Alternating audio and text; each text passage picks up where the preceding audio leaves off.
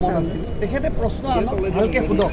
তেখেতে এটা আক্ৰমণমূলক ভাৱেৰে অখিল গগৈ ডাঙৰীয়াই মুখ্যমন্ত্ৰীৰ পদমৰ্যাদা নাৰাখে। আচলতে অখিল গগৈ ডাঙৰীয়াই কালি মই ক'ব নাপায়, আজি কৈছোঁ আপোনালোকে সোধাৰ কাৰণে, তেখেতৰ ল'ৰা দিল্লীত পঢ়িবলৈ মই যোৱা ফ্লাইটখনত একেলগে দিল্লী লৈ গৈছে। মোক নিজে ফোন কৰি কৈছে, দাদা মই ইয়াত ল'ৰাক DPSত পঢ়ুৱাম। আৰু কালি বিধানসভাত তেখেতে নাটক কৰে ইংলিছ কিয় তৃতীয় শ্ৰেণীৰ পৰা ইংলিছ আৰু ছায়েন্স দিলে। প্ৰথম তেওঁৰ ল'ৰাটোক যদি তেওঁ সঁচাকৈ পঢ়ুৱাব বিচাৰিছে তেওঁ ইয়াতে পঢ়ুৱাব লাগিছিল। মই নিজে আছোঁ প্ৰমাণ কালি।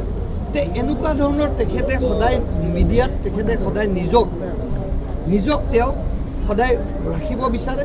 মই ভাবোঁ অখিল গগৈ ডাঙৰীয়াই এইবিলাক মস্ত নাটক কৰি আছে আৰু এই কাৰণে মুখ্যমন্ত্ৰী ডাঙৰীয়াই আৰু তেখেতে বিধানসভাৰ ভিতৰত কি হয়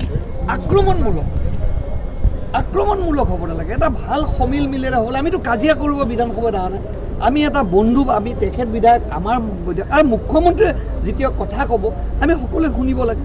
একদম আক্ৰোশমূলক আৰু আক্ৰমণমূলক ভাৱেৰে তেখেতৰ এইবিলাক মন্তব্য হয় কাৰণে কালি মুখ্যমন্ত্ৰী অলপ বেয়া পাইছে।